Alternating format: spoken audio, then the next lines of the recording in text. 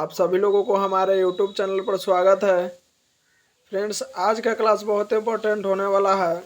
जो टॉपिक है उसे आपको बीएड पार्ट 1 में तो पूछता ही है, साथ ही साथ सीटेट में आपका 2 नंबर का ये क्वेश्चन पूछता है। दोस्तों, ये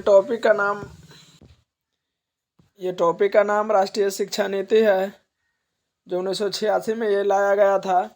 लेकिन फ्रेंड, इससे पहले कुछ इंट्रो दे देना चाहते हैं। इससे पहले 1964 में कोठारी कमीशन लाया गया था। कोठारी कमीशन में जो गलतियां थी उसे सुधार करने के लिए राष्ट्रीय शिक्षा नीति 1986 को लाया गया है। इसके सुझाव पर न्यू एजुकेशन पॉलिसी बनाया गया है। इसमें क्या क्या सुधार किया गया है ये देखने वाली बात है। सबसे पहले टॉपिक दोस्तों दिया हुआ है नेशनल एजुकेशन पॉलिसी 1986। उसके बाद उत्तर है। उत्तर में आप स्टार मार्क दे के लिखिएगा। जो कॉपी चेक करने वाला रहेंगे उनको अगर अच्छा लगेगा ये क्वेश्चन आपको 10 नंबर में पूछेंगे। 10 नंबर में अगर आप सही से आप आंसर इसका लिख देते हैं तो आपको फुल नंबर दे दिया जाएगा। यहाँ पहले बताया गया है आज़ादी के बाद, एक मिनट, आज़ादी के बाद इसे भारतीय शिक्षा नीति के इतिहास में 1986 की राष्ट्रीय शिक्षा नीति की एक महत्वपूर्ण कदम का प्रतीक था। 1986 में सर्वप्रथम भारत के राष्ट्रीय शिक्षा नीति की घोषणा की गई, परंतु शिक्षा नीति के प्रस्ताव एवं प्रावधानों को पूरी तरह से लागू नहीं किया जा सका। जनवरी 1985 में देश के भूतपूर्व प्रधानमंत्री राजीव गांधी ने नई राष्ट्रीय शिक्षा नीति विकसित करके इसे लागू करने की घोषणा की। फ्रेंड्स, ऐसे पर ये टॉपिक हो आपको ऑब्जेक्टिव और सब्जेक्टिव एक ही टॉपिक में कंप्लीट हो जाए। ये नहीं कि ऑब्जेक्टिव के लिए दूसरा टॉपिक पढ़े और सब्जेक्टिव के लिए दूसरा टॉपिक पढ़े। अगर ऑब्जेक्टिव ये पूछेगा कि कौन प्रधानमंत्री थे, तो देखिए यहाँ लिखा गया है। अगर आपसे प्रधानमंत्री का नाम पूछ लिया जाए तो यह यहाँ देखिए लिखा हुआ है राजीव गांधी। एक मिनट फ्रेंड्स, राजीव गांधी ने नई राष्ट्रीय शिक्षा नीति विकसित करके इसे लागू करने की घोषणा की, जिसमें शिक्षा व्यवस्था का विशेषकर समीक्षा की गई। इन्होंने देश के नाम अपने प्रशासन में कहा था कि देश को ऐसी शिक्षा नीति दी जाएगी जो देश को आर्थिक व राजनीतिक दृष्टि से 21वीं शताब्दी के लिए तैयार रहेगी। उन्होंने यह भी कहा था कि शिक्षा के द्वारा राष्ट्रीय एकता तथा नैतिकता जैसे कार्यों का विकास होना चाहिए। मई 1986 को नई राष्ट्रीय शिक्षा नीति लागू की गई। वहाँ ऑब्जेक्टिव आपको पूछेगा कि नई शिक्षा नीति कब लागू किया गया। 1986 में मई महीना था, जो अब तक चली आ रही है। इस दस्तावेज को लगभग 12 भागों में बांटा गया।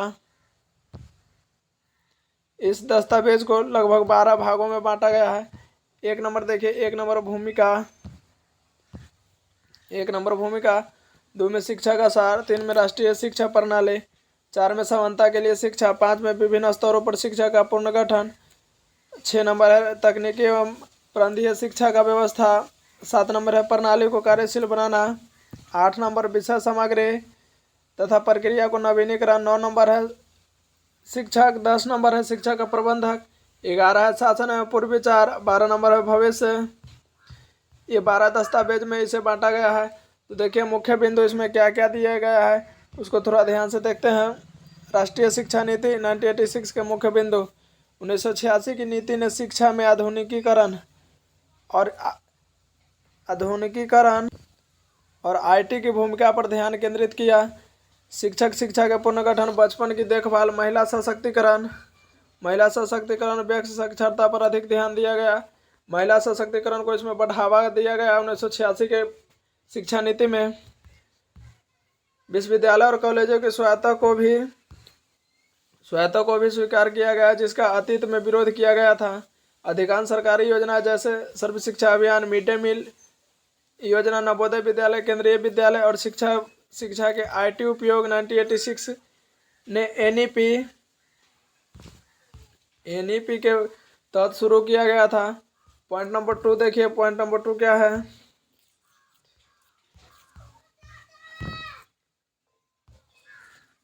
पॉइंट नंबर 2, राष्ट्रीय शिक्षा नीति के सुझाव। राष्ट्रीय शिक्षा नीति के सुझाव क्या था, उसमें सुधारने का क्या आवश्यकता था, ये बताया गया है। विभिन्न स्तरों पर शिक्षा का पुनर्गठन 5वें भाग, एक मिनट फ्रेंड्स, 5वें भाग को शिक्षा के सभी स्तरों का पुनर्गठन करने पर बल दिया गया और पूर्व प्राथमिक माध्यमिक और उच्च माध्यमिक पाठ्यक्रम में सुधार करने और उसके स्तर को उस पर बल दिया गया। आगे नंबर दिया हुआ है दोस्त,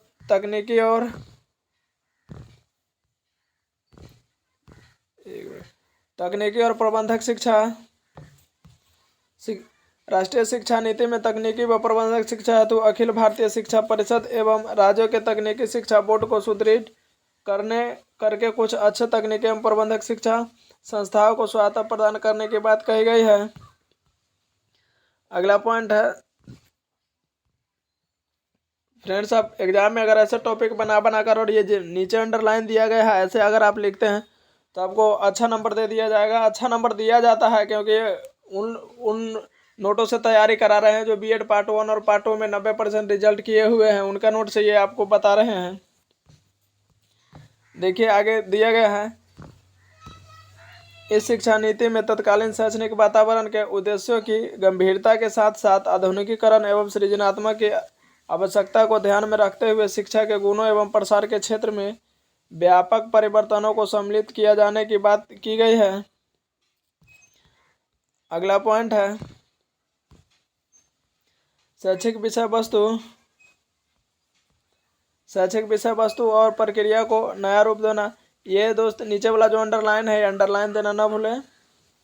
इस नीति में तत्कालीन शैक्षणिक वातावरण में उद्देश्यों की गंभीरता के साथ साथ आधुनिकीकरण एवं सृजनात्मक की आवश्यकता को ध्यान में रखते हुए शिक्षा के गुण एवं प्रसार के क्षेत्र में व्यापक परिवर्तन को सम्मिलित किए जाने की बात की गई है।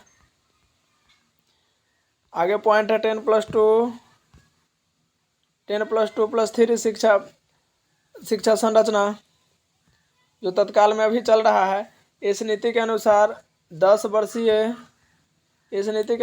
वर्षीय शिक्षा पूरे देश के लिए समान होगी। इसके लिए एक आधारभूत पाठ्यक्रम होगा। +2 पर प्रणाली छात्र छात्राएं के विश्वविद्यालय शिक्षा के लिए तैयार किया जाएगा और अन्य बच्चों की रुचि एवं योग्यता अनुसार व्यावसायिक शिक्षा प्रदान की जाएगी। आगे दिया हुआ +3 पर छात्रों को उच्च ज्ञान प्रदान किया जाएगा जो देश की सांस्कृतिक सुरक्षा और आधुनिकीकरण में सहायक होगा। आपका नेक्स्ट टॉपिक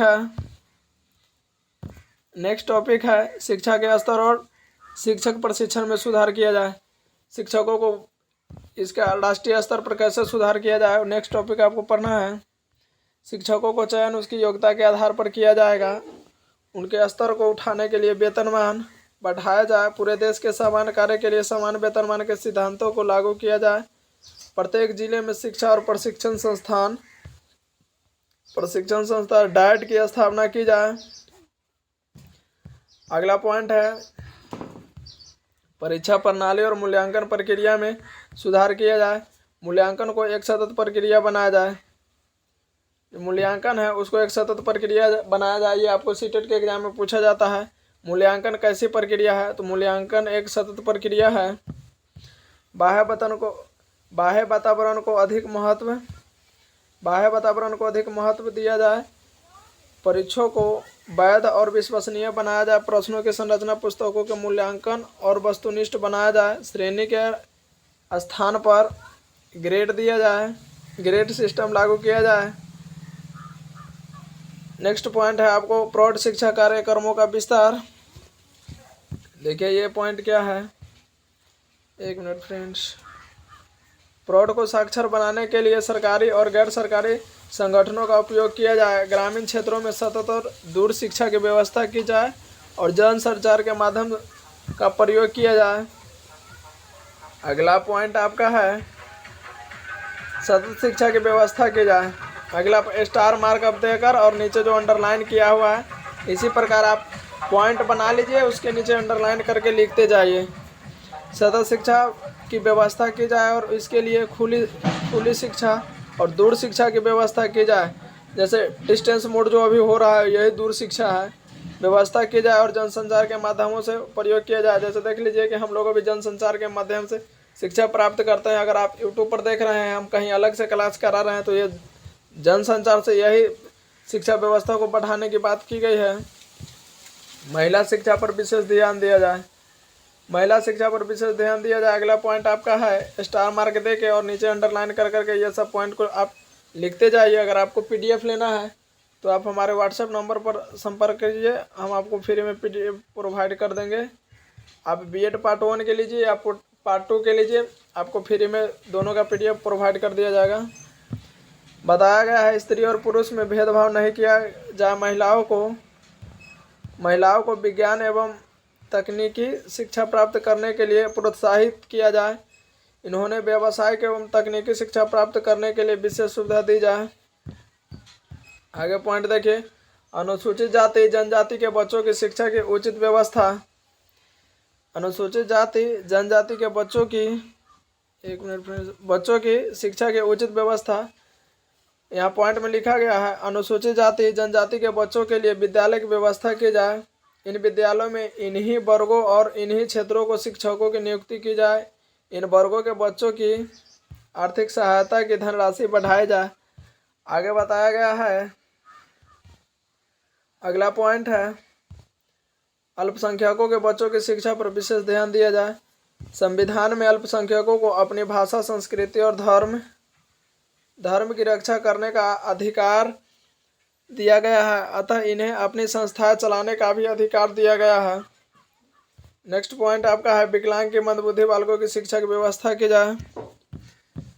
असमर्थ बच्चों जो सामान्य बच्चों के साथ साथ पढ़ सकते हैं, इनको सामान्य स्कूल के सामान्य बच्चों के साथ पढ़ाया जाए। जो बच्चे बिल्कुल गूंगे, बहरे, अंधे और मंदबुद्धि बच्चों के लिए उसे अलग स्कूल खोला जाए। अगला आपको पॉइंट है नई शिक्षा नीति 1986 के हेतु कार्य योजना। इसका कार्य क्या क्या किया गया था, कैसे ये बिल पारित हुआ था, इसके बारे में आगे बताया गया है। देखिए यहाँ है, संसद द्वारा पारित हो जाने के बाद मई 1986 में प्रकाशन किया गया था। आपको ऑब्जेक्टिव पूछेगा नई शिक्षा नीति कब लागू किया गया था। मई 1986 में प्रकाशन किया गया था, ये आपको आंसर बताना है। लगभग 6 महीना बाद नवंबर 1986 में शिक्षा योजना को लागू करने के लिए कार्य योजना प्लान ऑफ एक्शन के दस्तावेज का प्रकाशन किया गया। इस शिक्षा नीति को लागू करने के लिए मानव संसाधन मंत्रालय ने 23 कार्यदलों का गठन किया गया। ये भी क्वेश्चन पूछने वाला है, कितने कार्यदल का गठन किया गया, तो 23 कार्यदलों का गठन किया गया मानव संसाधन मंत्रालय द्वारा।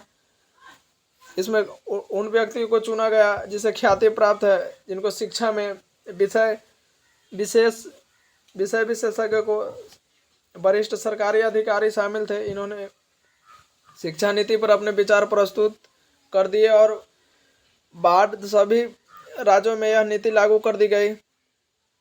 फ्रेंड्स, अब इसका देखिए कंक्लूजन, इसका निष्कर्ष क्या निकला। अगर ये नई शिक्षा नीति लागू हुआ 1986, इसके बाद इसका निष्कर्ष क्या हुआ ये आगे बताया गया है। अगर आप एग्जाम में ऐसे टोटल पॉइंट बाय पॉइंट लिखते हैं, आपको बहुत अच्छा नंबर दे दिया जाएगा।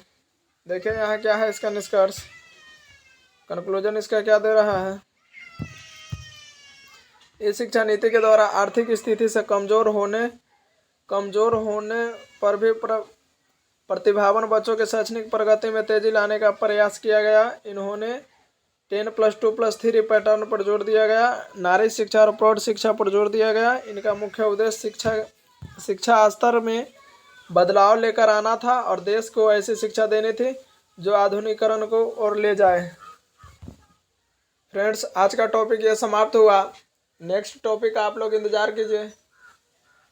थोड़ा नोट अपने हाथ से बनाना होता है, अपने से लिखना होता है। नोट बना कर आप लोग को वीडियो प्रोवाइड किया जाता है। नेक्स्ट कोठारी आयोग का प्लान है। कोठारी आयोग आपको नेक्स्ट क्लास में आपको देखने को मिलेगा। अगर इस चैनल से आप कुछ सीख रहे हैं, अगर इस चैनल से आपको कुछ अच्छा लग रहा है तो लाइक करें, शेयर करें तथा सब्सक्राइब करें। अन्य दोस्तों को भी शेयर करें जो अपना घर बैठे बैठे भी वो बीएड पार्ट 1 या पार्ट 2 या सीटेट का हो या एजुकेशन रिलेटेड अपना वो वीडियो देख सकते हैं। Thanks for watching this video. मिलते हैं दोस्त अगले क्लास में।